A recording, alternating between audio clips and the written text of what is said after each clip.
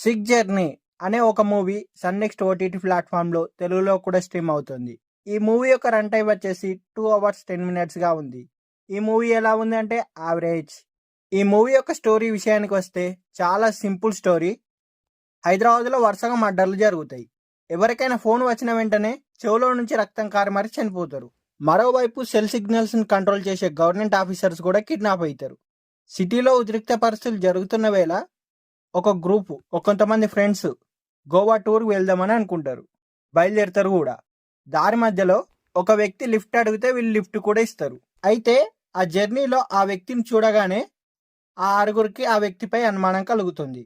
ఈ క్రమంలోనే ఆ ఆరుగురిని ఆ సైకోని టెర్రరిస్టులు కిడ్నాప్ చేస్తారు. ఇంతకీ ఆ టెర్రరిస్టుల డిమాండ్ ఏంటి? ఫోన్ వచ్చిన వెంటనే కొంతమంది ఎలా మరణిస్తున్నారు? అసలు ఆ సైకో ఎవరు అనేది తెలియాలంటే మనం మూవీ చూడాల్సిందే. ఈ మూవీకి పాజిటివ్ పాయింట్ ఏంటంటే తీవ్రవాదం అంటే కేవలం తుపాకీ పట్టి చేసేది మాత్రమే కాదని, టెక్నాలజీ పరంగా వచ్చిన మార్పులకు అనుగుణంగా తీవ్రవాదం కూడా ఎలా కొత్త పుంతలు తొక్కుతుందనేది ఈ మూవీలో చూపించారు. ఇప్పటి వరకు మన టాలీవుడ్లో స్క్రీన్ మీద రాని కొత్త కథ చూపించారు డైరెక్టర్ గారు.